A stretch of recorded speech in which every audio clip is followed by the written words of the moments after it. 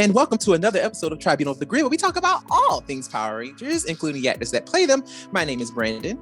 I am Lena. And I'm Will. And today, oh my God, today is the day. Today, we're going to be talking about Dino Fury, episode 1. Oh my God. This is exciting! Finally, it's here! It's actually here. Like, what? Oh my gosh. And oh my gosh, we're actually excited about it because it was actually good. So good. Yes. So good. It was actually good. But of course, we're going to, obviously, we're going to talk about it, give our own little opinions and, go through the episode. But before we do, we actually have another guest with us. It's not just the three of us. Oh, no. It's actually 4 of us today. Today, we have Marcus Digital up in this bitch. Marcus, was good? Yo, Marcus coming in the cut, getting ready to chop it up with the Tribunal of the Grid. We doing it Power Ranger style. Hey! I love it. Yes. So yes. We're going to talk about a little bit of Dino Fury, what we thought about the first episode, and, good vibes. Yeah. Good vibes. Good vibes. Yes. So, Marcus, okay, so before we dive into it, just tell us a little bit about your channel. Like, what you do? What you do on your channel? All right, so I'm Marcus Digital. You feel me? People will call me a YouTuber, but I'm really just an entertaining individual. I've been on YouTube for about almost since late 2016, talking about superheroes, Marvel and DC. Then I decided, you know what? I grew up on Power Rangers. It's some interesting stuff going on with this new movie back in 2017. I think I got some opinions. And then I dived into the Power Ranger community. And now I'm here. What? Talking to you guys and meeting people behind the scenes. It's been great so far. Also, it's a few Ranger people that know about me. They ain't going to acknowledge me. You understand me? So we got that going on. Shout out that's to what's up. JDF. Now, that's dope. Mm-hmm. Oh, snap. Okay. Yeah. He know about your boy, but he ain't going to acknowledge me. But it's cool. It's cool. I'm not about to play with you. Oh my goodness. I've seen you actually. I've started watching your stuff when you started covering Unworthy. So I was like, he's funny. Like, I like him. Like, he's cool. He's cool. But that's what's up. I like that. Yes, Unworthy is magical. Oh yeah. Unworthy is the shit. For and sure. About Unworthy makes it so great is that it properly reflects today's society in every way. Right. Every way. Right.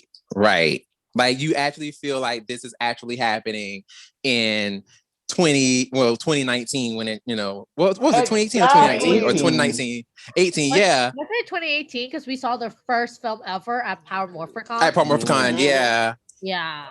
It's been, yeah. And I'm like, you actually feel like this is actually happening now instead of like happening in 1993, even though the show is premiering in, 2020 or whatever, it's like, okay. But yeah, so like, I saw you covering that and I was like, you know what? Like, he's funny. I'm going to start listening. I'm start tuning in. So I'm happy to have you here. Absolutely. Glad to have you here. So today, all of us are going to be talking about, Dino Fury, episode 1, giving you our opinions and giving you our, what we thought of the show, right? Now, before we start, I just have one question to ask y'all, like, as far as like the show itself. Did you have any expectations or anything going into the show before watching it? Absolutely none. Yeah. For me, I like to be optimistic. However, the last decade has been rough. Mhm. So Understatement. Beast Morphers, they had oh my God, a masterpiece of an opening. And then, Really? you know, Oh my God, that was great. and then through the season, you know, you had some hits or misses. I felt like there were some really good episodes throughout both seasons, but there was, you know, a good amount of filler. So eh, we already talked about that in the previous episode, but for this one, I was being hopeful, but also keeping in my mind not to have too Open much yourself hope. up to love. Mhm. So I was going in excited because it's a new season, but also with the track record that we have, trying to Right. not get in my feelings. So That's real. I woke up at about 8:03 and I missed the first 3 minutes. But from what I saw, I enjoyed what I saw. Okay, well, you guys know me from my YouTube channel. I went in with a whole lot of negativity. I went in with so much negativity that I actually made a video that I later deleted talking about the wardrobe. Oh, I picked the wardrobe apart. Oh, the Rangers are shopping their rainbow. They got Salvation Army clothes on. What is going on? I was highly, highly upset. And even the beginning, Really? yes. And when I saw the photos of Mhm. Zato, the Red Ranger, with them Men in Black worm things on his head, Oh my God. when I tell you I lost my mind, I lost my mind. Oh my And God. I had to really calm myself down and say, all right, let me just go into this with an empty mind and see what I got. And I liked what I got. It was good. All right. All right. I'm mad that I wish I could have seen that video though, because I know you went off. I know you went off. I mean, I guess like our thoughts on the wardrobe wasn't as bad as his because we were polite. We were, but no, I definitely went into it without really any expectations. I think what it is too is because like obviously given everything that we've received so far, it's been like meh, could be better, you know. But this one did not expect everything we were getting. Did not expect it. It was genuinely funny. It was genuinely engaging, and I like all the footage. It wasn't choppy. It wasn't like, oh, they could have done that better. I felt like they given, like I guess with the budget wise, whatever that might have been, everything looked so good. It looked like it could have been an actual show that belonged, like, I don't know, Marvel Universe or something. Maybe I'm pushing it, but yeah. Just saying. Just saying. Okay. Listen. I'm not gonna lie to you. I'm not gonna lie to you. I kind of was getting a little anxious, which is something that I haven't really been feeling for like the past couple years. You were anxious? I'm Wow. so I was anxious. because normally, okay, y'all don't know, but every time Brent and I talk about this, he's always like, "Yeah, I'm not gonna watch it. It doesn't look that great. I'm not gonna watch it."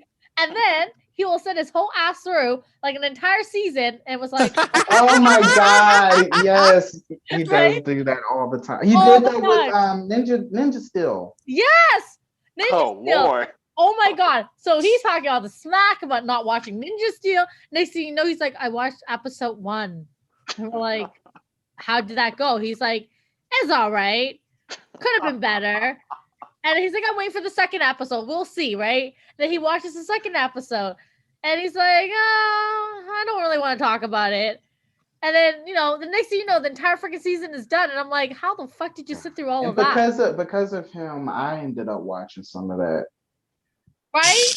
Because I wanted to feel included. Listen, So I watched some of it. don't blame that on me. Don't blame that on me. You didn't have to watch that. You ain't had to watch it. But no. Brennan, tell us how anxious you were and what happened. What are your thoughts? Yes, I did watch Ninja Steel and it was terrible. But, you know, my anxiety was actually due to the fact that I was actually getting excited. And I'm like, I don't know why I'm getting excited because I'm trying not to have expectations. Right. Because I'm like, I mean, this is Dino Fury. And obviously this is, you know, Hasbro, aka new version of Saban Brands. So I'm like, I don't know how I feel about this.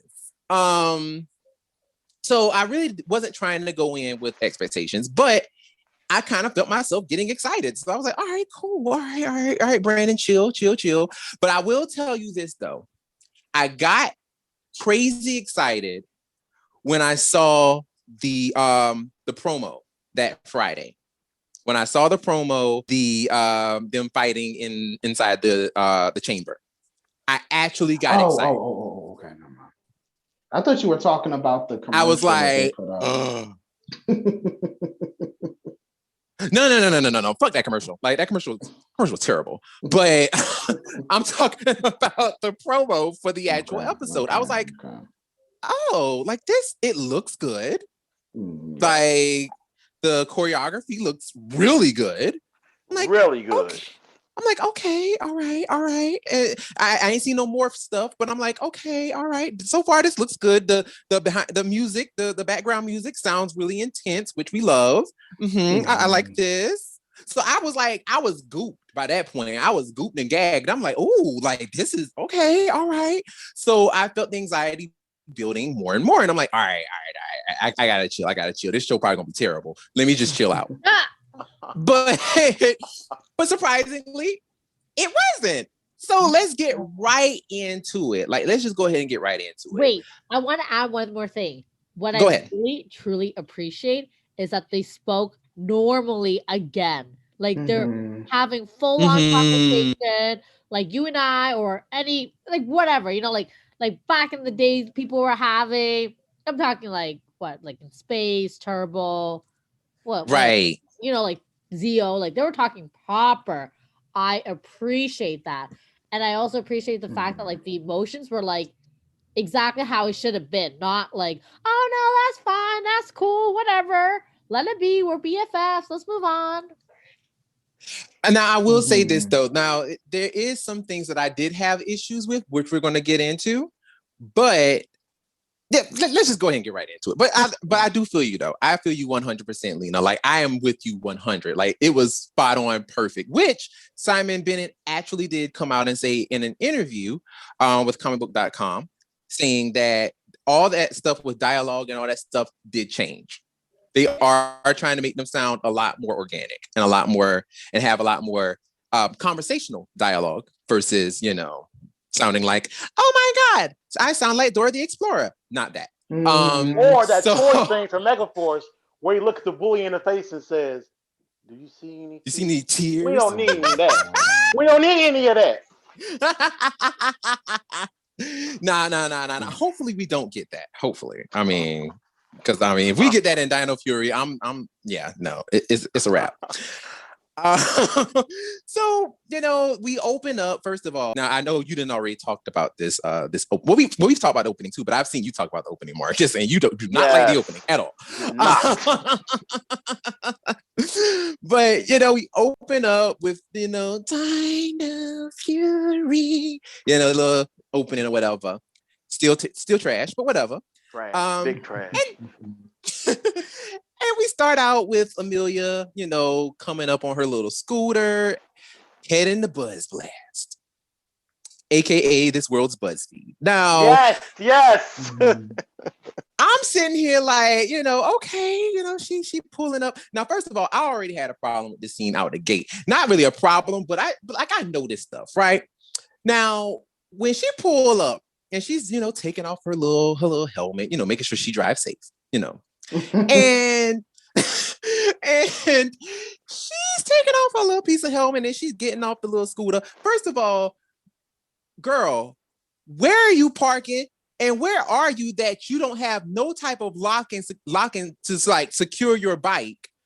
Like, what world are we living in where we can just park shit anywhere and you ain't got to lock it? Folks don't be I'm stealing like, in Pine Ridge. okay, like they must have no crime in Pine Ridge. None. Because I'm like, No, they have crimes. It's just the evil villain committing the crimes. oh, that's what it is. You know? Okay. Yeah. People are Okay. flawless.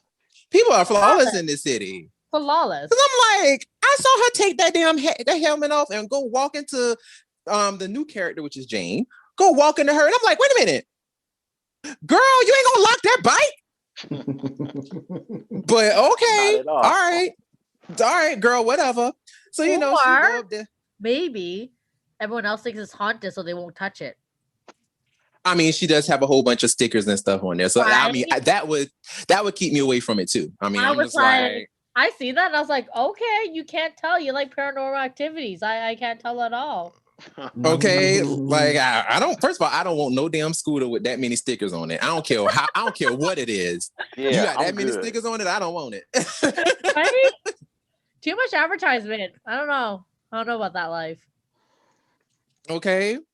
So I mean, she goes up, you know, she goes and meets Jane. They're having a little conversation and all this kind of foolishness and stuff, talking about oh, you know, what did you do over the weekend? She's like, girl, I worked, obviously. You know what I'm saying? Right. That's it. That's all. Right. But I will say though, her outfit was so cute. I love the little purse. I love the shorts. I'm sorry, the blazer. I loved. I just didn't like her hair. I can tell it's so flat from all the dye. I'm like, oh, but sorry. Wow. I didn't even notice that. Because you know, like how she was like, oh my gosh, no, Lena is really into like hair. Okay. And I can tell them, it's like, oh, it's so bad. It's so bad. And I try so hard. Like next time, watch again. It looks like a doll's hair because the fact that the chemicals really damaged it. So they're trying to obviously fix it, but it's not helping her case at all. Okay.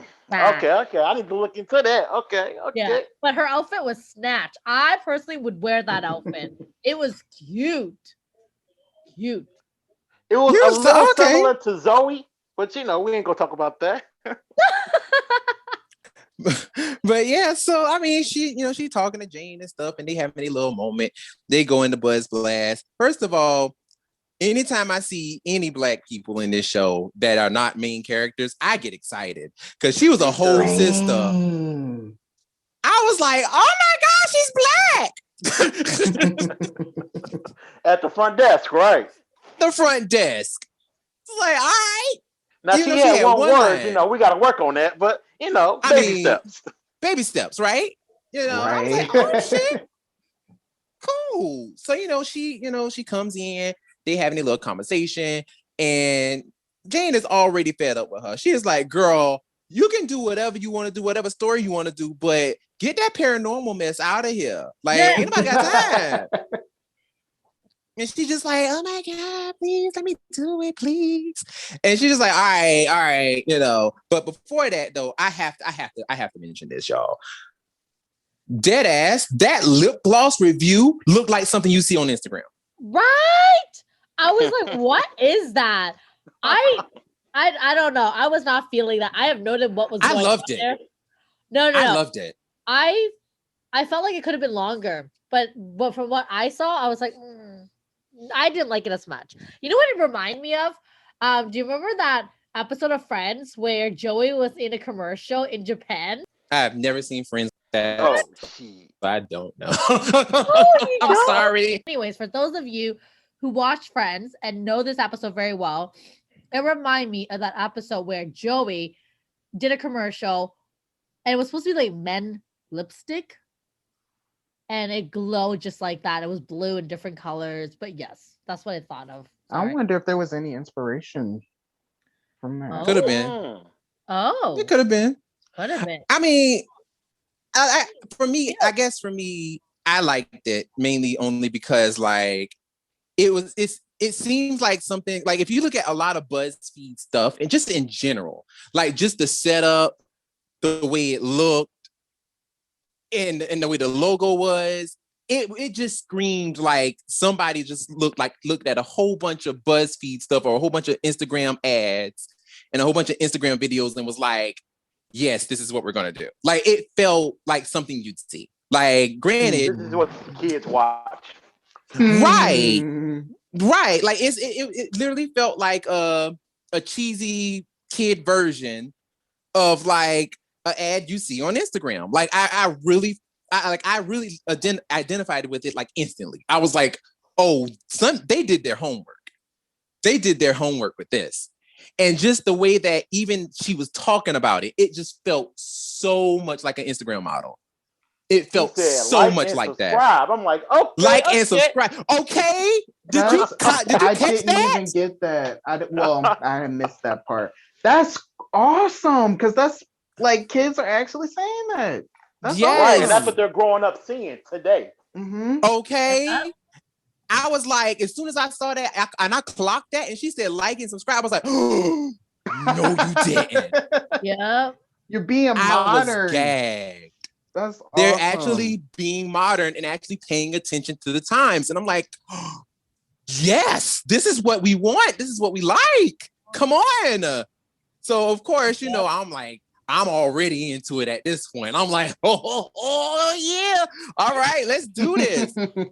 It was a cute setup though. I'm not gonna lie. Like it really did look like a whole like real news article place. And it's very it reminds me of like that whole vibe where I'm not sure how well you guys know this, but like apparently playing at work is a big thing now. And I like how they added that in the background where these guys were playing foosball or like pool or whatever it was. Yeah. So I like that because apparently that's like a thing now. And like they want that. They want that to be part of their work environment so that people aren't as stressed out or they can have a distraction and then be more focused later or whatever it is, whatever method they came up with. I like that. I'm like, oh, they added that too. Interesting. And they had a little coffee area with like snacks and stuff like that too. Yeah. Right behind the foosball table. Yeah. When I had seen pictures of the what is it called? Buzz Blast, the office, I almost instantly thought of VR Troopers and Caitlin Starr. Because I was watching that before they took it off of Netflix. But yeah, like Lena, what you just mentioned, it reminded me of their boss Woody, who he was doing that stuff back in '94 because he had all sorts of toys and everything in his office. You know what? It also reminded me of Haley Cyber Cafe. Yo, Dino Thunder. Hey, right? It gave me that vibe. I was like, yo, it feels like Haley's Cyber's Cafe. Yeah, that's a great observation. Yeah. Right? Like, but more modern, of course. It is. Right? Can we get an update on Haley, please? Where the hell is she? Right? What is she doing? For real. Like, where are you at, girl? I mean, honestly, I kind of feel like I would like to see her before I see Mick. That would have been amazing. Story. Oh my God, that would have been amazing. Just saying, I would like to see Haley instead of Mick, but well, whatever. It is what it is. But yeah, so she, Jane is, talking, to her and being like, all right, girl, you want to go to Dinohenge or whatever and investigate, cool. But I want to hear about the landmark. Not no paranormal shit. Like just the landmark. And she was just like, okay, all right, cool. Fingers crossed. My promise. Right. And I was like, girl, you want to go investigate. So this girl go out in the woods. This girl got a whole Ghostbusters contraption. I'm telling you, she's literally, I can literally see who, what's that Ghostbuster song? How does it go? There's something strange in the neighborhood. Who you gonna call? Ghostbusters. You talking about that? That's literally what she looks like. I'm not even kidding you. She pulled up looking like what's his name? Wow. I forgot his name already, but you know what I'm talking about. Ernie Hudson or somebody. Oh wow. Okay. I'm just mad that that thing was pink. I'm like, really? It's her favorite color, I'm assuming. I'm right. I mean, you know. I'm happy it was pink. I'm all for it. Go, girl. Of course, you know, she's out here and she's like, I'm so glad I'm out here and this thing is worth every penny. And I'm like, okay, girl. She's like, I'm about to go catch some ghosts. And she was confident too. She was recording it. Okay. She knew she was going to get herself a ghost today. Right. She knew. Real quick. You know what would have been a really cool edit had she have you guys heard of that app that's been happening where like apparently you download it and it can help you find spirits or haunted like objects and stuff like that? I can't remember what it was called. No. Really? There's an app for that? Yeah, there's an app for that now. Apparently it became a big thing on TikTok where I can't remember the app's name is called. Ghost detector radar camera. It's on the app store. Oh, that's a camera. Oh, Ghost Observer. If that would have been a cool feature if she had that, where she was like trying to track the spirit or whatever, trying to track the energy level.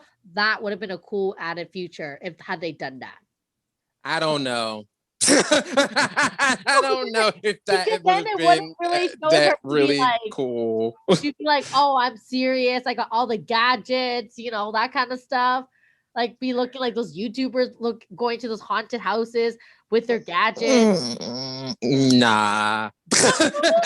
I don't think that would have been cool. Like I think this was enough. To just because I would have been. I think that would have been too out there. Yeah, and it would have reminded us of what we've been getting.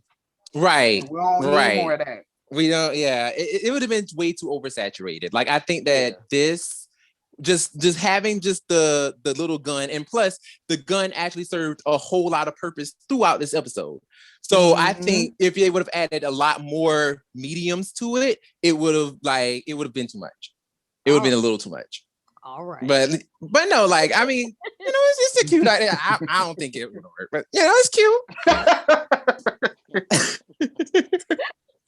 But she speaking of this little contraption, she in little woods or whatever, and she see now. First of all, I don't know how fast Ollie was going, but he going supersonic speeds, and I don't know nobody on no bike that can go that fast, looking like the Flash. Well, that you look like a whole ghost, right? Wearing a whole freaking white poncho of all colors. And you got that much dust kicking up that nobody can see you. Like, come on, bro. Right? And my man was teleporting. Okay. Like, what is he doing? Did I not say that? But his wardrobe that he'd be looking like it's always raining. He had a poncho on, a cape, a hoodie, everything. Not looking like it's raining. Oh my God, not looking like it's raining. He pulled up looking like Assassin's Creed, man. My man was lit. Okay, like dude was like flying, and she was just like, "Oh my God, a ghost! Let me go ahead and get this ghost." First of all, how you gonna catch a whole ass ghost? Mind you, if it was a ghost, how you gonna catch a ghost with a net, girl? I mean, it was an electrified man, right? She would have catched the energy. I mean, you know what? I will. Girl, she had a good aim. She had a good ass aim. She did. She does now. She does have good aim. Yeah, I will say that, Lena. You're right. She does have good aim because she caught all the ass. Right.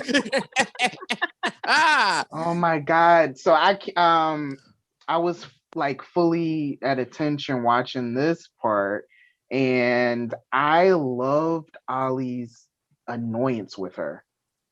He was passing the hell out of her, and it felt like if you just got a freaking electrified net, got caught in it, like that would throw you off. Like, what the hell are you doing, girl? And he acted like it, and I appreciated the hell out of that. Agree. Yes. Yeah, because it could have been a Megaforce moment where he jumps up and goes, "Oh, don't worry about it. It's fine." No. You just got tortured. That's not fine. Period. That's funny that you even say that because like if had this probably been a couple years ago, that would have happened. You'd have been like, "Oh no, it's okay. that you just totally electrocuted me and almost gave me a heart attack. It's totally fine. Hi, my name is Ollie, by the way. Like, oh my God. And then the placement of when they introduced each other, I thought was great too, because they were having an interaction before they introduced each other. And then when they had decided, like, okay, we're actually going in the same direction to the same destination. Oh yeah, by the way, I'm Ollie. Oh, I'm Amelia. Right. Like you said, Lena, they're actually talking like normal people. Right? Yes. Yes. Like, and you're right. If it had that been like Marcus was saying, like, had that been a few years ago, we'd be like, no, that's cool. That's fine. You electrocuted me. Did you find what you're looking for, though? Oh no. Okay, well, let me help you find it. Right. Mm-hmm. Yes. They would have Let went me on a help whole you adventure. find it. Yes. Like, oh my gosh. And just the fact that you could tell that the only reason why Ollie even introduced himself was because they were going the same way, and he was like, I need this girl help. Right? Because you got a map. I'm lost. You got a whole ass map. I'm lost. Mm-hmm. And she's the only person that can help me. So I guess I gotta go with her. Like, I just love the fact that this is what we're doing. Like, this is like actually creating, relationship. Because like you can tell these two are probably going to be very close in this season. Like, they're going to be very close. So already we're setting it up, and I'm like, this is what we like to see, Power Rangers. Good job on that. Good job. So, she's like, follow me. I got a whole ass map. You know what I'm saying? I'm the map. You know what I'm saying? So she whips out a whole, map. They walking. She's giving him the tour, talking about, there's a whole bunch of shit out here. And, they get the Dinohenge. Now, mind you, when I originally, when I first saw the pictures and I made Lena and Will aware, they already putting out Gold Ranger is here. Like, there is no, maybe there's a sixth Ranger, maybe nah. We know for a fact there are 6 dinosaurs, which means there will be 6 Rangers. We know this. Bingo. And it's like, y'all making this clear from the jump, and I love it. I love it. Like, there is no questions. There's no, like nothing. We know there are 6 Rangers. So, we see the 6 dino statues, and, Mama Akana, she come rolling around. A mother. And we got a mama. Power Ranger mom. We got a mama, y'all. Last year too with Robbie.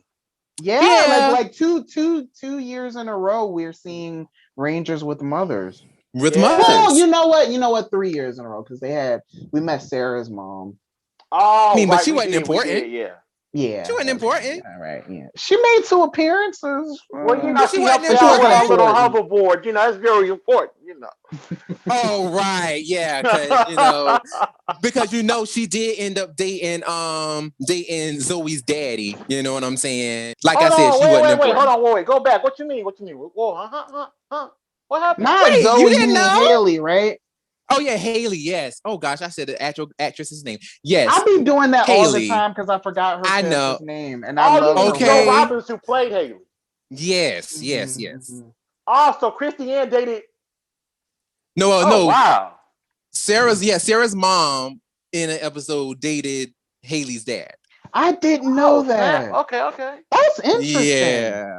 There was like a whole Parent Trap episode. Actually, that was one of the more better episodes of Ninja Steel. Now I want to look at that. Actually, it was actually a decent episode. Because I like the girls. Yeah, like it was actually a cute episode, and it showcased Zoe. Well, yeah, Zoe/Haley actually showcased her in a better light than how they did with that Sheriff Skyfire episode, which I would never ever forgive Power Rangers for. But yeah, but yeah, so. We got Dr. Akana, you know what I'm saying? She's like, yo, so I'm about to, uncover the mysteries of Dinohenge, you know what I'm saying? So, this is what it is, And so she, doing her little thing on her little laptop.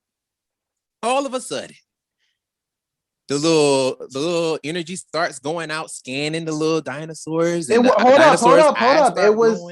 It was a oh my God, a drone, something else that people use today. Yes. Yes, When use I the saw whole that drone. I'm like, whoa, like this is once again modern. I really appreciate that. Yeah. They got a little piece of drone scanning little dinosaurs, and then all of a sudden, little earthquake. Well, a quote unquote earthquake, because we know it wasn't an earthquake. But, a little quote unquote earthquake happens. Child, then we go into commercial break. And then we come back. Earthquake stops. And, they figure out, oh, there's something underground. Now, of course, we know, obviously, we know what it is, but the characters at the time, of course, then all of a sudden, who comes over? All of a sudden, Warden Garcia, aka Warden Buzzkill. Yes, and once again, this woman, or Dr. Akana, she called him that name, and then he's like, "No, actually, my name is blah blah blah." So she's giving him some sass because he's like a buzzkill. But that's what the they're thing. trying to do. That's the thing. That's what got me. Is the fact that the comedy aspect of this show. They're using the actual actors instead of using two comedic characters. They're using the actual actors to be funny. Right. Thank you for doing that. Right. Because that was actually funny. The fact that Amelia was like, "Oh, here he comes, Warden Buzzkill," and she goes over. She's like, "Hi, Warden Buzzkill. My name is Dr. Akana." Like, matter of factly, and it was like, what? And the next thing that happened that I really liked was, it seemed like, Amelia showed Mr. Garcia her press pass, so that okay, this is why I'm here. I'm here doing a story, and he's like, I don't care. He knew who she was already. Or at least that's what it seemed like. Yeah. No, he made that clear. She said 15 other times, something like that. Yeah, 17. Yeah. She told she was like, 17 so other times. I love that because it makes it seem like Amelia is really like dedicated with her job, and she's like persistent. And not only that, it shows world building to the point where it's like these characters know each other. There is not just we're just getting to know each other because this is the first episode. No, like their life has already been going on before this show started. So it's like, oh, okay. We already getting on people's nerves. And he is just like, I'm not having it with you. I'm tired of your ass popping up here all the time. People don't like each other. People don't like each other. I love it. Exactly. That's what happens in the world. That is what happens in the world. Like, people actually don't always like each other.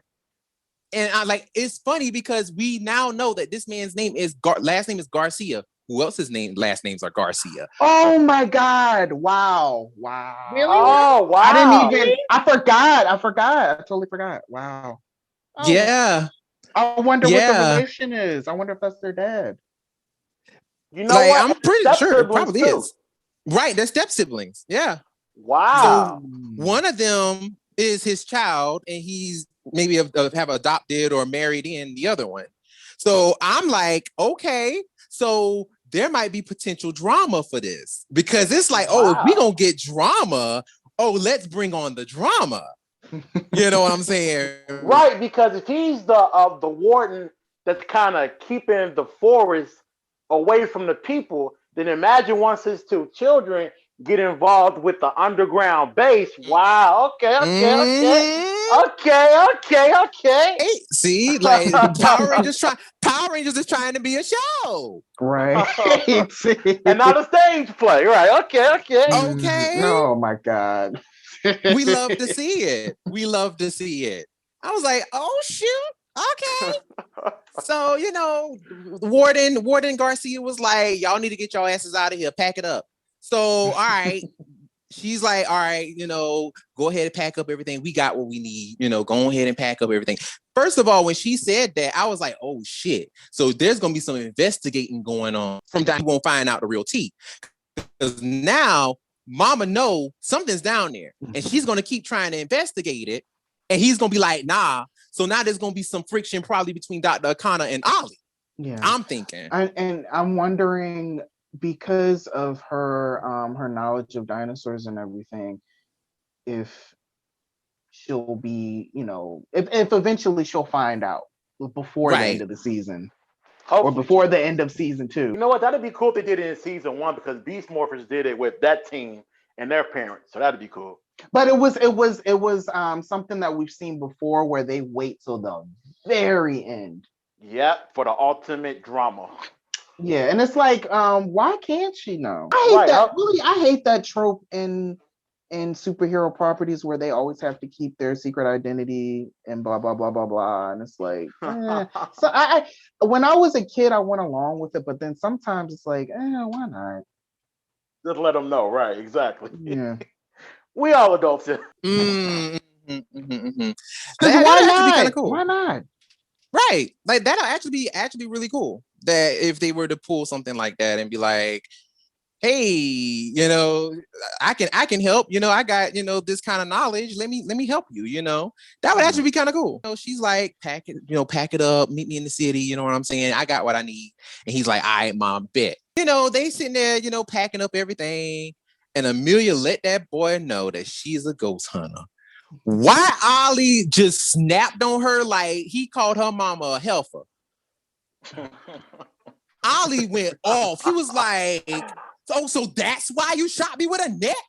Oh, that's what it is? And he didn't get over it. I love it. He did not get over that. He was pissed. He was like, oh, so that's why you shot crazy. Me. You crazy heifer? So, that's what it is. You crazy. And she's just like, no. Now, here's the part. Now, Lena, remember, we're going back to what you said earlier with like dialogue and stuff. This is when I had a problem. I don't know. And of course, these are, new actors. So, there's a lot of growth that needs to be done, obviously. Me personally, I hated this scene. This was the only scene that I hated. The only part. I don't know what it is, but when she started whining, I hate when they do that. I hate when they do that. And that's definitely been something since Saban brought it back. That where the girls are the high-pitched whiny voices. Yes. Like that talk like that. Nuts. I'm like, you are a whole like young adult. Like, why do you sound like that? Well, it was hard to see, and your poncho, and I'm like, why do you sound like that? Like, you sound like you're 12. What are you doing? Talk. And I'm like, right. I I'm like, oh, yeah, damn. Seriously, that's the part that got me. I was like, yo, this is a lot. Like, like now, right then and there. You felt that way watching it. Imagine how Hunter Dino felt reading that. True. Y'all got me saying this garbage. Y'all got me saying this like this. Like, I was like, ooh. Like, that was the only part that I was like, all right, like, this is a lot. This is a lot right here. But other than that, on the phone with her agent, like, hey, yo. You didn't tell me real.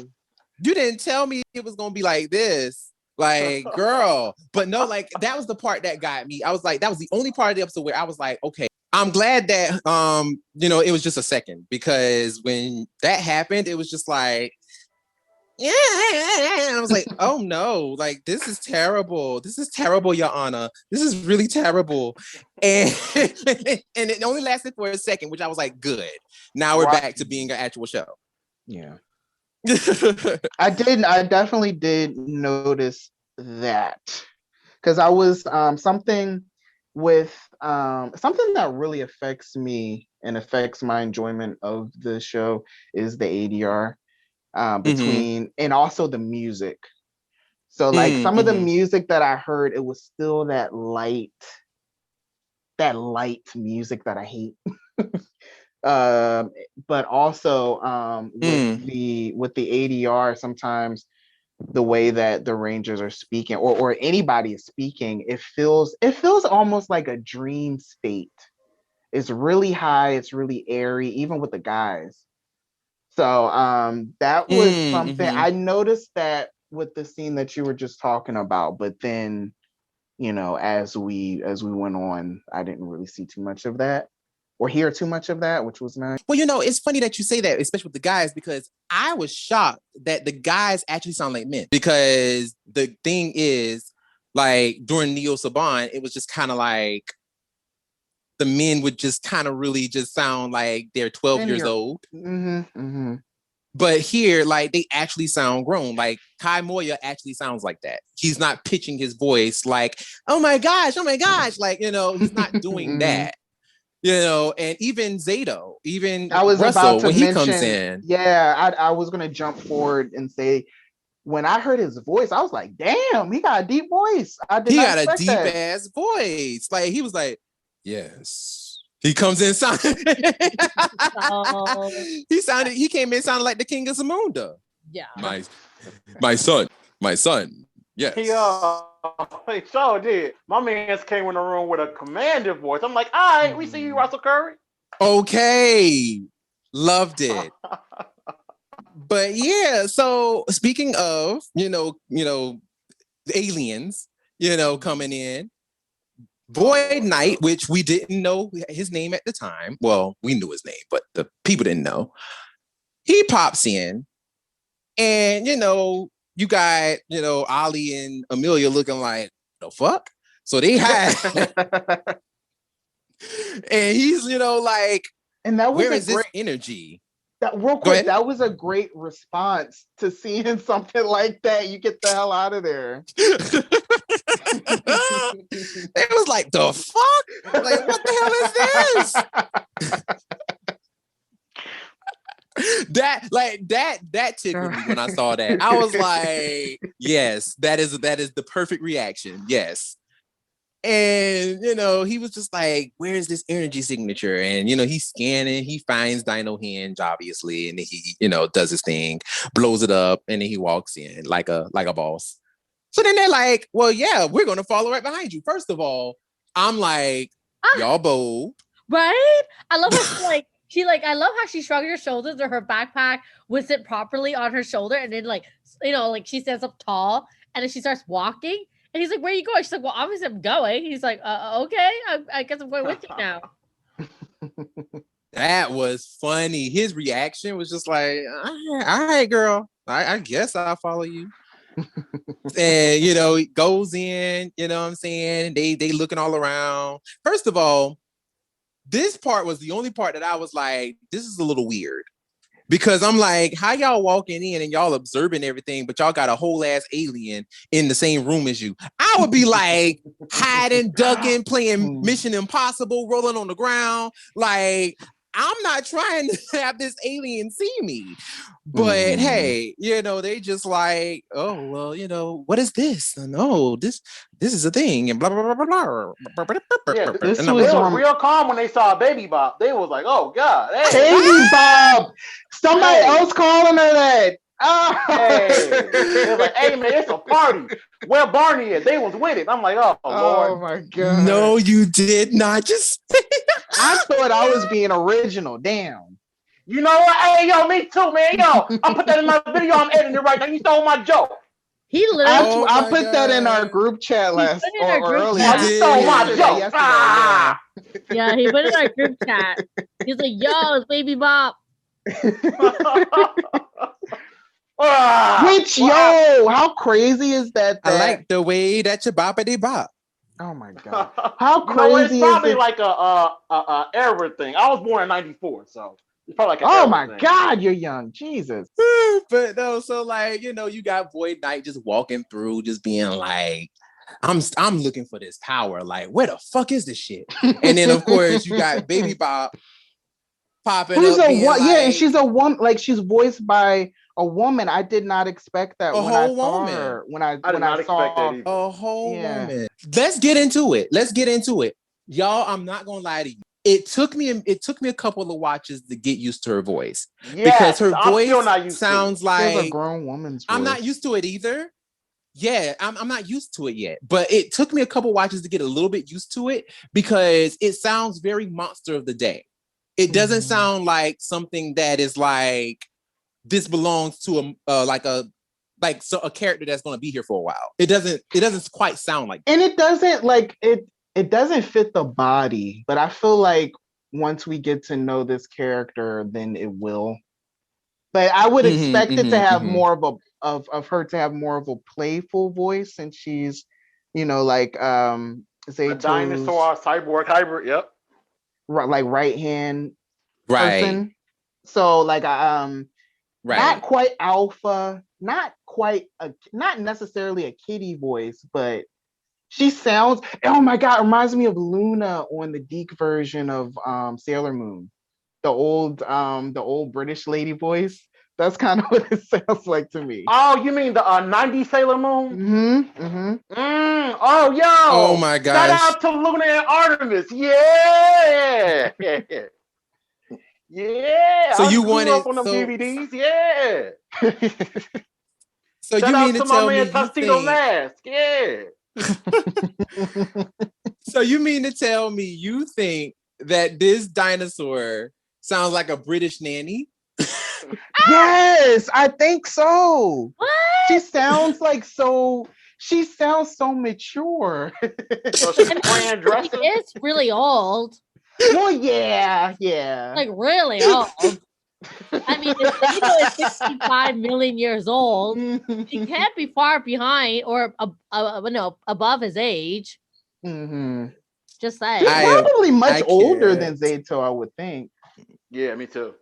Yeah. So yeah, her sounding mature. Well, I think that's appropriate for her age. Well, I think it's going to, like I said, I think as we get to know her more, it's going to register better. And then also it might be a situation where she also gets into the groove of what the character is, so she might make adjustments like Goldar in season 1. Right. Because I'm sorry, that first line that not the first line, but one of them lines he does on the first episode when he's like, "You fools are dead." I'm like, you sound crazy. Like, this is not it. I don't know what this was, but that ain't it. But yeah, you're right. This probably is something that is like, all right, this probably, she just needs a couple of more takes, a couple more episodes, and we'll get used to it. I think I agree. But yeah, like, I mean, she was like, Zato, wake your ass up. Wake your ass up. Zato, I need you. I need you. And, the part that made me laugh was when she ran up to the control console and just smacked it. And it started working. I'm like, get out of it. How is he frozen in time for so long and not age? Because he's frozen in time. It's that Captain America thing, Okay. Like, maybe it was cold in there and he was just, Like, I don't know. I just can't see it. Because, like, she opened, I love how she was like, I got a secret weapon. She opens it.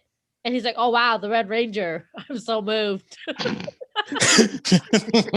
A Power Ranger. It's like, yeah. I ain't trying to make it weird, but my man Zato got the world's strongest bladder. Know that for a fact. Oh my God. Dead ass. Wow. Dead ass. Well, my pants would have been full with shit. That was my gosh. Wow. I would have been a shitty ranger pulling up in that motherfucker. Oh my God. He was inside of like a pod. So I'm assuming that's what kept him stabilized. I was saying he was inside of a pod. So I was assuming that's what kept him stabilized. Oh, you know what? Like frozen, right? Like, okay, everything just right. Like he might have actually been frozen. Yeah. I don't know. It's because it seems weird because it's yes, he might have been frozen, but the way she opened it, there wasn't any. Did any air escape? Yeah. I don't recall. Nope, it was like a little glass door that just came down and he jumped out.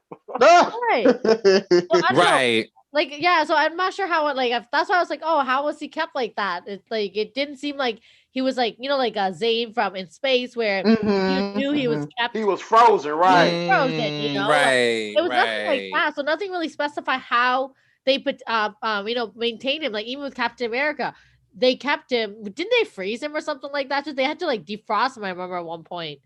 But yeah, he had landed in the snow, yep. Yeah. Yeah, he landed in the ice, yeah. Yeah, so I don't know. So I don't know. Maybe that little stasis pod that he was in, you know what I'm saying? Maybe maybe it was energy based, and it was just like, the energy will keep him going or something. We don't know. We don't know. But hey, they didn't explain it. Didn't bother me. I was like, oh, okay, whatever. All right, yeah, cool. me too, right. You know. I mean, I need to know. Okay? He was just there. We need to know exactly why he's there and how he's there. Like who knows? Who knows? Maybe next episode we'll get some backstory on what happened. Right. And I think for me too, it's like, how is he the only one that survived? And that's what makes me wonder too. And was he there because like he's really trying, like I know he's there to guard the what are they called? I keep calling them spawns. Sporks. Stress balls. Sporks. The sporks. Sporks. Okay, that sounds right. Yeah, sporks. Sounds like a fork in a fork. A spork. A spork. A spork. Oh my god. Oh my god. But no, like I mean, I think they're dead though. Yes, that is what it sounded like, because for whatever reason, because he said that they were lost. They were lost. They still can't say like dead in Power Rangers for whatever reason. Yeah, they can't say die. Like, you know, we can't use the D word on Power Rangers. So he said they were lost. As if kids means, don't know about death, but okay. Yeah. I mean, we know this. Like, this isn't something that is like brand new. We know they can't say dead. I mean, like, I feel like we'll find out. Maybe. I mean, maybe. Was it like a whole situation in 2017? It's the way that how I interpreted it was from what we saw that there was a battle, and then I interpreted it as he was the only person who survived the battle and everybody else died. Exactly. That's how I interpreted it. Yeah, exactly. But, that's what I got. However, because I'm wondering if maybe the Gold Ranger didn't die and he's just somewhere else and then he'll come later, but maybe not, because you know there were other Rangers as well that just died. So, but what were you going to say, Lena? What if what he did was more selfish than we think to survive? That would be interesting. I mean, that'd be a great backstory. I wonder if they would go that route though. Right? But because you know, like they always have to. I mean, that would be a great story. They always have to have their heroes be heroic and courageous and all that. So I wonder if they would take that. That would be interesting. That would be. I mean, it is has. Well, recent years, right? Mm-hmm. So. Recent years, because I mean, if we really want to go back to Power Rangers, you know, we have plenty of scenarios where our Rangers didn't exactly do like the most heroic thing. You know what I'm saying? So I mean, it's not like, you know, I don't know, like maybe it may be a situation where maybe he's just, you know, a hero all the time. Or it could be a story, or they might actually want to be a TV show and actually tell a story and be like, yeah, maybe he did, you know, kind of be like, okay, every man for himself and abandon his team. We don't know, you know. But I mean, this is the first episode. So, I mean, there's more to find out, but that'd be great to see. I want to ask something about his powers. Did you all totally get his Guardian of the Galaxy? What's that girl's name? Mantis. Yes. Mantis. Like, oh yeah. He looks like her. He can like feel people's feelings and like know who they are and see all their past. Like I literally got that vibe. Well, I mean, he reads minds. Like, I mean, he's not exactly like her, but I can see it. Like, yeah, that was definitely a good reference, because I'm like, he really, like, as soon as he met them and he started talking to them and like telling them about, you know, who they are, and was like, oh, I read your minds. I'm like, oh, so you're a little andros, huh? So you gonna sit here and you gonna have your little powers, you know what I'm saying, that you're gonna be doing probably in the sparingly throughout the series. Because you know they ain't gonna do it that often.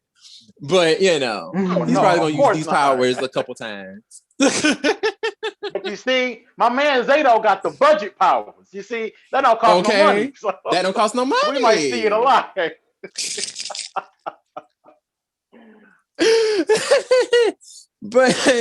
but no, like, so here's my thing, right? Going back to like the actual like part with when they actually, you know, encounter, you know, Boy Night and all this stuff. My thing is, what gets me is when they, they're doing the whole fight scene and everything. Everything is like really intense. Love it. It's all like, it's all good. My thing was, and I gotta talk about this. Y'all, when that morphin grid popped up, when they got their keys, when Baby Bop gave them their keys and was like, and they put the keys into the morphers, baby, when that morphin grid energy came down, I'm like, oh, is this what we doing? Is this what we doing? Y'all, I watched that scene maybe about a good 20 times. I don't know. It was just that. I don't know. It was just, for me, I guess it's like the magic of I guess first episode kind of magic. But I haven't ever been that excited to see a first episode transformation in a while.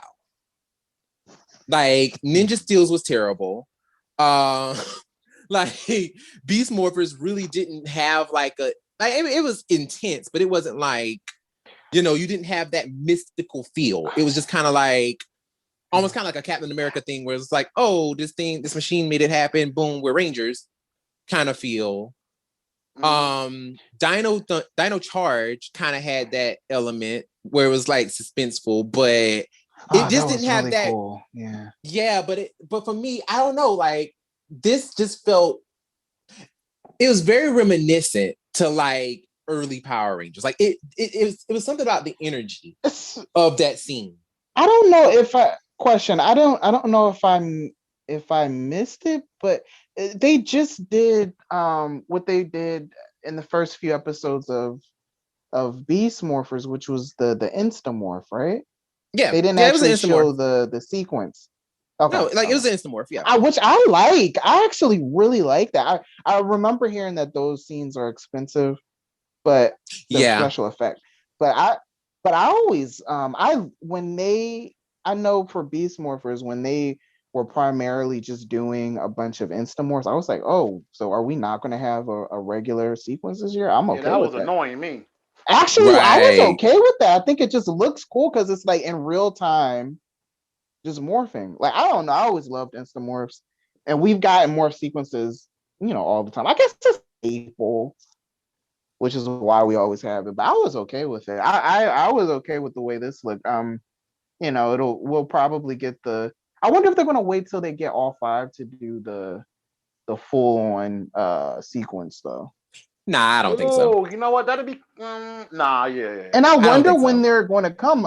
I think it would be really cool if they take it back to Sailor Moon again. If they actually wait a while and just have these 3 for a while, and then bring the other 2 later. That would be cool. That would actually be cool. Have the 3 Rangers for maybe 4 or 5 episodes, just doing their own thing. They went through the trouble of making an opening with only 3 of them in it, so right. Why not? I mean, that would actually be cool. And then just kind of bring them in slowly. And be all right, they're already kind of there as characters, but don't actually make them Rangers until, a couple episodes down the line. But just bring them in as characters. That would actually be kind of cool. That'd be cool if Hasbro wasn't worried about selling them toys. I mean, they're still going to release those toys anyway, so I mean, as of right now, we don't have a green or a black, so right. The fact that they're not out now, maybe that. Yeah, the fact that they're not out now, maybe that is a sign of what they're going to do.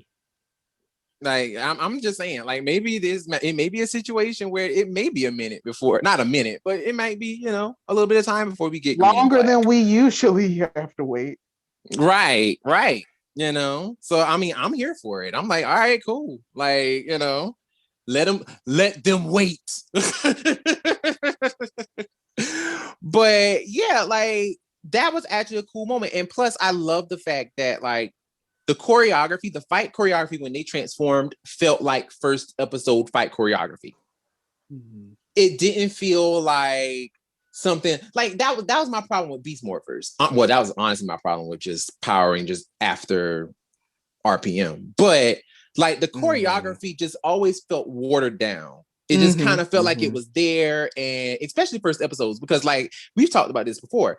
First episode choreography to me needs to be like 100%, yes, like gusto, like we in this bitch kind of choreography. Not like, oh yeah, we're just kind of here and we're just going through the motions. Like it didn't feel like that. And I think largely part of it too was also the music, because the music behind it was just, I'm like, yes, give me more.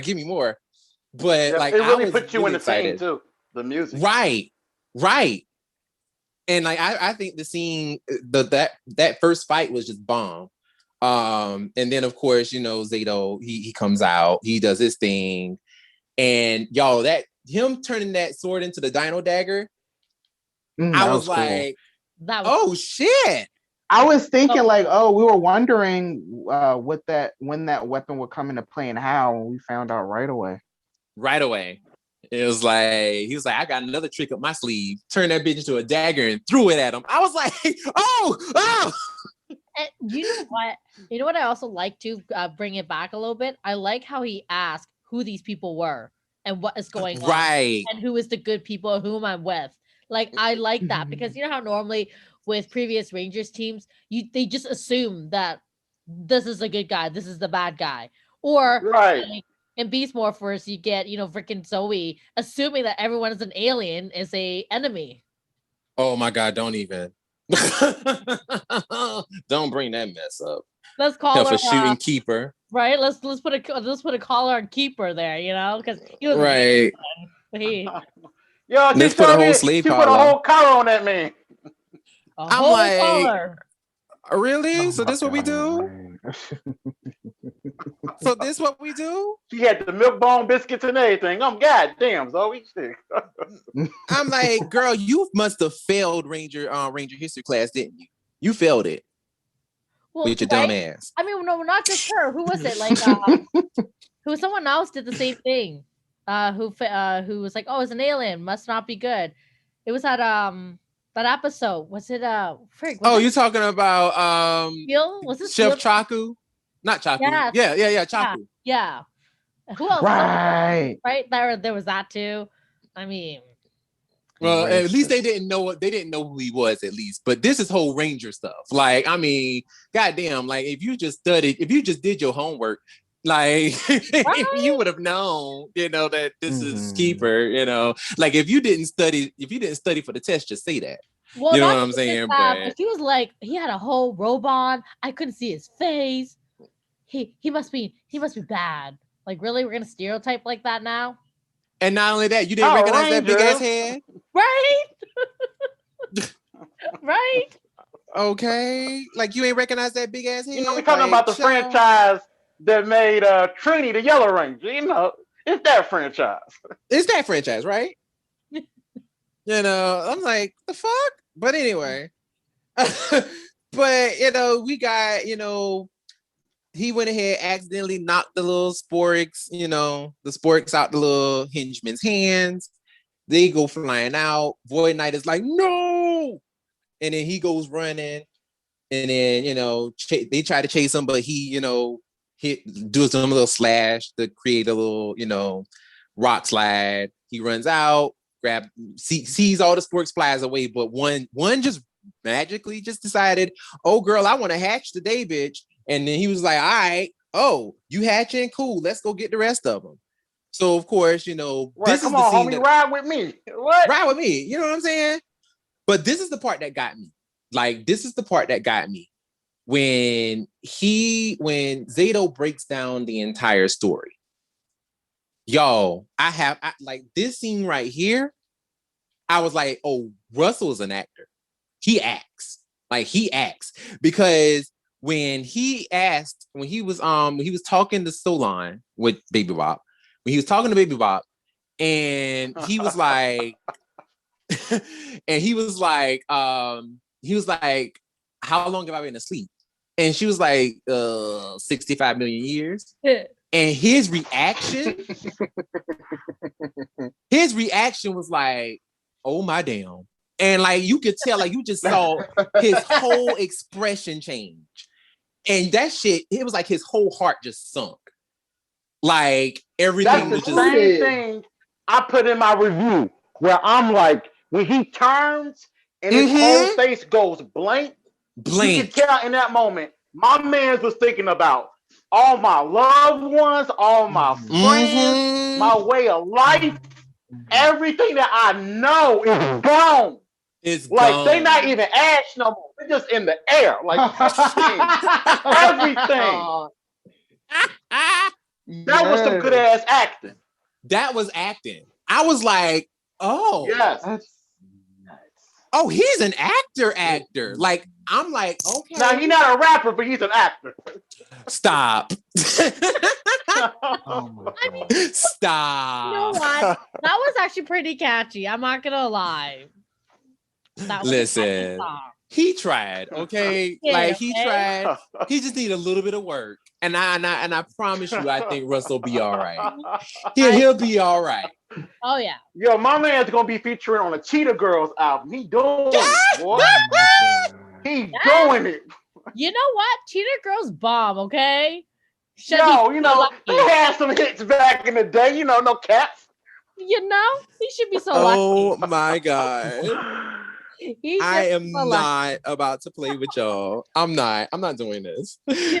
But like, she should be so lucky. I'm just saying. And people still remember the Cheetah Girls, okay? They're not gonna remember Russell's rapping anytime soon. They not. I mean, you're right. But still, his rap was legendary, and it needs to be paid attention to. It need to. But I can't believe he replied to me. I was like, oh Lord. The fact that he replied, it cracked me up. I was like, Me oh, this too. is wonderful. This is wonderful. What did he say? He came in the comment section and said that LOL, that was a while ago, but the internet is forever. Shrug emoji. So he was a good sport about it, you know. I mean, he ain't wrong. The internet is forever. Forever. Like you can go to like an internet archive and find almost anything. Yeah. Yes. And this is why, ladies and gentlemen, you don't send your nudes with your photo with your face in it. Preach. Amen. Don't do that. Preach. I don't care how much you love them. Preach. Don't do that. You know, I understand. Okay. But don't do that. Right. I understand you want to do that at night and you getting ready to cut somebody down, but ain't not. That person will flip on you. Oh my God. You ask them, hey, yo, how did my dick get out there? Shit. They like, I don't know. I got hacked. Exactly. I got hacked. Okay. I got hacked. All right. Okay, there. Okay.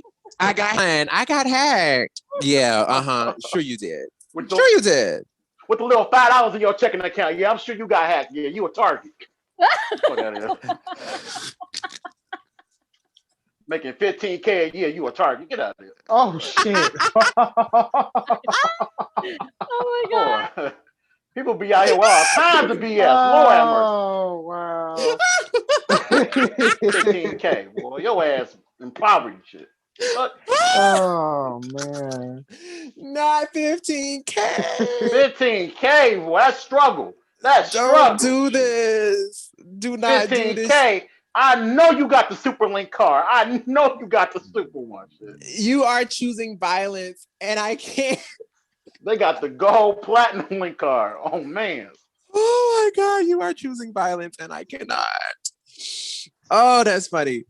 But not like when Zeta was telling his story, like, and he was going through everything and was talking about, like, you know, how everything happened and, you know, explaining how, you know, the Sporix destroyed his world and then they made it to Earth and then the dinos helped them and stuff. I'm like, wait a minute. So the dinos was like, they even were sentient enough to understand, like, you know, oh, these are bad people, so we're gonna help you. I'm like, oh, that's interesting. Right. That's interesting.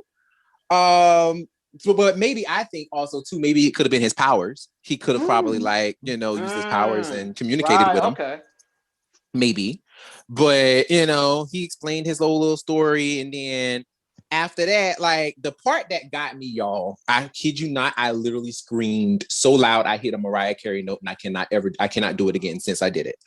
Y'all, when I seen the Morphin Masters come flying their little asses out that portal, I lost it. I literally screamed so loud. Like, I'm like, yo, the freaking Morphin Masters are here. Y'all, we have not seen the Morphin Masters since 1993. That was a deep cut. That was a deep cut. The Morphing Masters came flying their little asses through the Morphin grid and graced us with their presence. And I'm like, this is not real life. This isn't real life. This isn't real. Are you serious? Y'all, I was in full circle. Now, I got my own little, conspiracy theory in my head about why that might have happened. You feel me?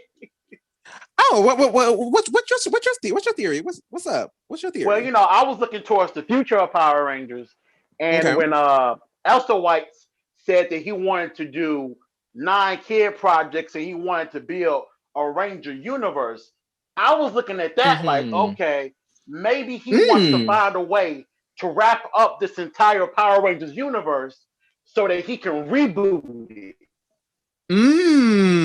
Okay. Because I don't know if he really wants to carry the baggage of, the Zordon kids and all that over into his new universe, because it's kind of hard to separate yourself from the Mighty Morphin era, People don't want to let that shit go. So he might want to just start over fresh with his whole universe. That actually makes a lot of sense.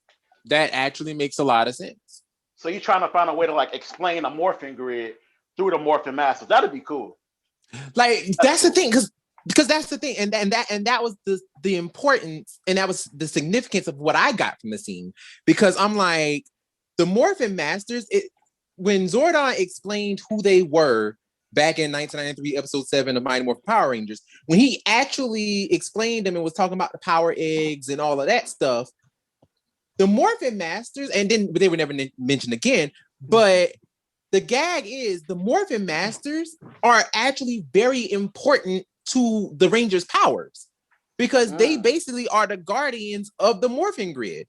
So it's like these little sentient beings, whatever they are, these things are important. And the fact that this show for 28 years never acknowledged the importance of who they are, except for in the comics, is a complete disgrace. It is terrible that they never actually acknowledged who these people are, even though they're supposed to be like, the big people, you know what I'm saying? Of the Morphin grid and where they get their powers. If anything, they should have been kind of recurring this whole time, because the Morphin grid, of course, we've never not had the Morphin grid. That's how Rangers morph, no matter what the reality or world they're on. That's what they use to morph. Exactly. And they should have appeared at least once during every era, at least. At least. And they made it. They basically just made it a throwaway line in that episode, and we never saw them. Yeah, exactly. And it's like, if they're supposed to be this, this important, like you said, we should have been able to see them at least once every era. There should have been some time where we should have gotten some other little nugget, something explaining who they are, or what they do, or why they're so important, or something. We should have gotten something. And I feel like a lot of these characters that we did get, these mythical characters, they should have been Morphin Masters. That should have popped up. Like the one that's popping up in my head right now. What's that guy's name from Mystic Force, who became the not Mystic Force, Operation Overdrive, who became Sentinel Knight. To me, that should have been the Morphin Masters, or at least the Tribunal of Magic. They should have been Morphin Masters. Like stuff like that. Like they should have incorporated these characters some way. would you say Ninjor, since he made the original Yep, Power Ninjor Punch, should have he been one. Yep. Ninjor should have been a Morphin Master. I would say that too. Maybe They even should've- Daggeron. Right. Like Mm. they should have incorporated them. Like they should be more important than what they are, instead of just being throwaway characters, ever since episode 7 of Mighty Morphin Power Rangers. Like they should be more important than that. Mhm. So to me, actually seeing them pop up was like, what the fuck? Like, yo, like, this is amazing. Like, I had such a visceral reaction to it. I'm like, oh my God. And to know that these Rangers get their powers directly from the Morphing Masters. Like, directly from them. Not even like, we're getting our powers from tinkering with the morphing grid, or Ninjor siphoned them through the power coin. No. They got their powers directly from the Morphin Masters. Like, this is big.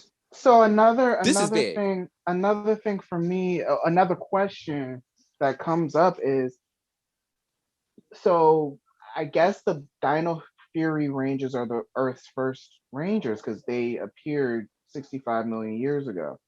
Is the same? Like, what world are we in? I think we're in Earth. I think we're in Prime, the main one. I don't think we're in any other universe. Because they had mentioned before that the Earth's first Rangers were, I guess the Wild West Rangers in the 1800s. But then Samurai, because wasn't that even before that? Here's my thing with that. I think, to be truthfully honest, this could go two ways. Of course, writing, obviously, but then also too, it's regional. Like, it's their surrounding area. It's kind of like where if you don't know other information, and I'm mainly only going by based on in the context of the story, but if they're only surrounded by, say, for example, our situation, like, say, for example, if I'm telling you something and I'm giving you I'm telling you all what I know about this particular subject, I'm giving you the information, what I know. I don't know other stuff that happened, before that, because obviously they wouldn't know about Zato and the Sporks and all that stuff because of the simple fact that it happened, 65 million years ago. So to them, and plus Zordon wasn't even there during that point, apparently. Like, he didn't even know. So Zordon was completely ignorant of what happened with the Sporix and Zato and all that. He's completely ignorant. So, maybe it could be a situation where, Zato actually might be the very first, that team may end up being the very first, Power Rangers ever to exist. Could be. And nobody just never knew. But I really do think that this is happening in Earth Prime, like the actual main universe. I think this is happening in the main universe. But I just find it very interesting that during this scene, Green Ranger got a whole skirt. I was like, wow, I didn't notice that. Yeah, and before they even showed the Rangers, the way that the Morphin Masters looked originally when they're in white with capes that are colored their power color, the pink and green had skirts on. And and another thing that I was wondering, so the Morphin Masters were they colored after our usual primary colors, or were they purely colored after the Dino Fury Rangers? I think, to be truthfully honest with you, I'm going to say this. I think that the Morphing Masters are, I think that the Morphing Masters actually come from, like, they're beings that have a particular color. And whoever comes from whatever group or whatever, or whoever comes during whatever time, I think that that's who it is. Like, say, for example, there's probably a yellow morphing master or a purple morphing master or an orange, morphing master or whatever. I think that that's what it is. And it just so happened that this select group of morphing masters that's popped up. Yeah, because the morphing grid is so large and it harnesses so much power that has powered hundreds of rangers. So there has to be like you would think a lot of beings protecting it. Right. And I mean, if you think about it also too, even in the comics, like if you think about it, each morphing master has like a particular form that it takes of each different ranger from past eras. So like it would stand to reason for me that there should be a morphing master for each color. Where it's like, there's a yellow one, there's a purple one, there's a pink one, there's an orange one, there's different ones. But it just so happened with this particular group, it was that group of colors that decided to come through. So that's what I think. I mean, I could be wrong, but that's what I think. And they just kind of popped in and was like, all right, we're going to imbue these people with these powers and call it a day and give you your mission. And then that was it. Like they just kind of disappeared and left them to fight. But the sad part is Zeto's group all basically died. And, but my thing is, here's my question though. I want to know, there's 4 swords, technically 5, counting Zeto.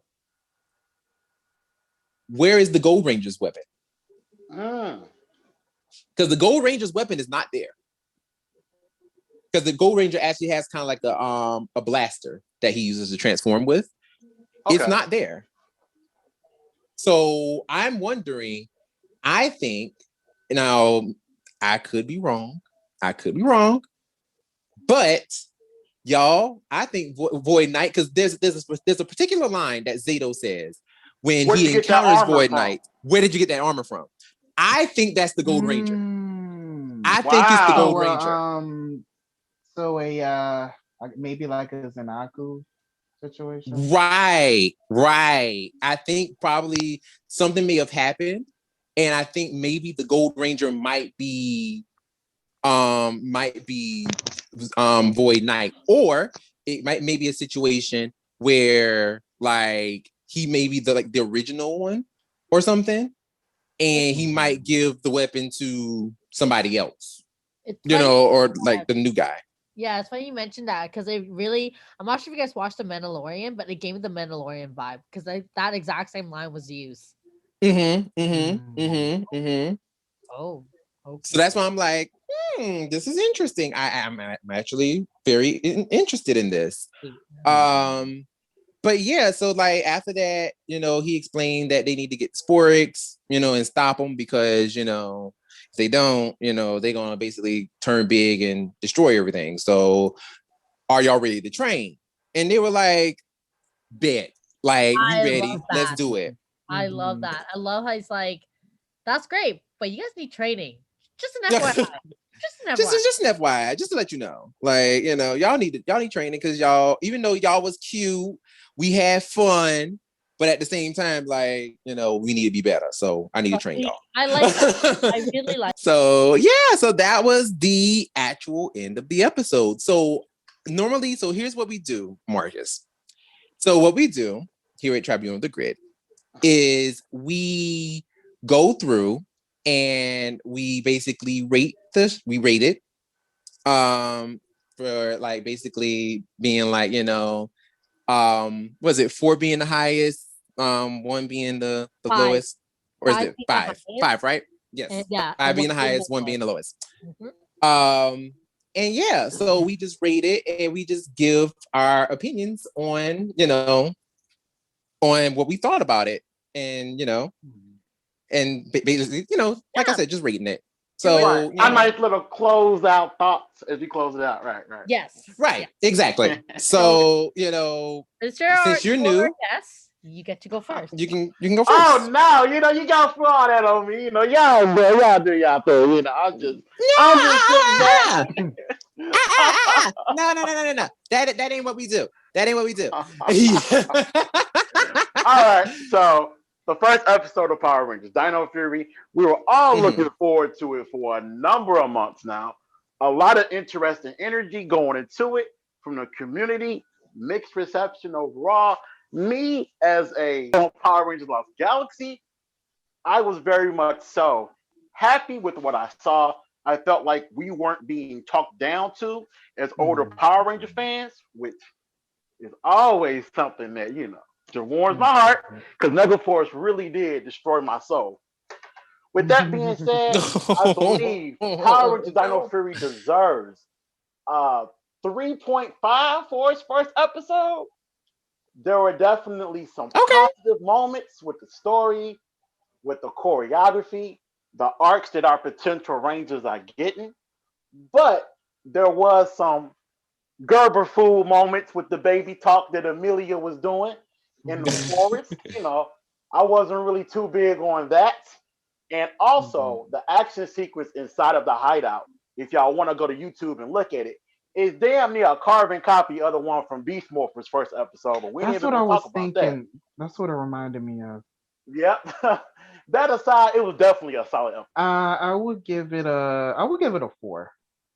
Nice. I would give it a 4. I thought that it was a really solid episode, and it had me entertained. Like we said, we had some funny moments where they weren't really over the top trying to be funny. There wasn't any slapstick so far. And it definitely had me just wanting to see the next episode. So I hope they keep it up, because I like, this was giving us so much that we just don't get with Power Rangers. So and it's listening to us just talk about just basic things that you look for in a TV show. It's such a shame that like we're so impressed by the very basics. But yeah, I really enjoyed it, and I'm looking forward to seeing next week. So I give it a 4. Nice. Nice. I'm with Will there. I'm gonna give it a 4 as well. I think overall, I just thoroughly enjoy myself. I didn't question it as much as like previous seasons we would have questioned it, and I think overall too, it was just really nice to see, and exactly what Will said. It's really nice to see a show that's not making us feel like, wow, what the fuck are we really doing watching this? Like, what is happening? I think overall, I thoroughly enjoy myself. I guess given everything that we've gotten so far, this is probably the first episode, and hopefully not the last, to give us a normal-ish TV series again. So a 4 for me. Nice. I am going to agree with all of you by saying yes, 4. I'm going to say a 4 too. The reason why I'm going to go 4 is because, and all of your reasons are valid, but I'm going to hit y'all with this. It didn't feel like a premiere episode for me. Okay. It didn't feel like a premiere. It kind of felt like an episode 3. Really? Yeah, it felt like an episode 3. The don't get me wrong, I was excited. I was like, woo, oh my God. Like I had those moments, I had those reactions, but the overall feeling, because it was so concise, and it was just so like, it was straight to the point. Like there was no like extra fluff, extra, which I'm glad, because, Power Rangers, sometimes when they try to add extra stuff, they always end up messing it up. So I'm glad they didn't do that. But also too, Beast Morphers, to me, it didn't have that. Beast Morphers felt like a premiere. You know what I'm saying? Like Beast Morphers felt like a premiere. It had that energy. It had that, like, it had just enough fluff to where it's like, is giving you so much, but at the same time, but it's not overdoing it. Like it was just a solid, perfect premiere. Whereas this was like, it felt safe. That's the word I was looking for. It felt safe. It didn't feel like they were stepping out of the box on anything. It just kind of felt like, this is what's happening. This is the story. Boom, here we go. You know what I'm saying? And not that that's a bad thing. It's not a bad thing at all. It's really not. It just, like I said, it just didn't have that premiere feel, and also to, like Marcus mentioned, the whole kind of that one moment of like Amelia being like, like that was enough to kind of take me out, like, ooh, girl. Stop it. Okay. But but like, other than that, like it was a solid premiere. It was solid. It did what it was supposed to do. And I'm just like, I can't really ask for anything more, than what it gave us, to be honest. It didn't really, it left us asking the right questions and not, what the fuck are we watching? That's the wrong thing to ask. Yes. But it didn't leave me asking that at all. And I'm like, you did your job. So I agree. To me, it was a 4 for sure. So that has been our Dino Fury review. Thank you so much for listening. And Marcus, thank you so much for coming. Oh my God. No problem. It was great talking to everybody. Great vibes. No, seriously, like for sure. Like definitely we will want to bring you back on, man, because this was fun. I was. All right. So this has been another episode of Tribunal of the Grid. My name is Brandon. I am Lena. I'm Will. And I am Marcus. Digital. Yes. And we will see you next time. Bye. Bye.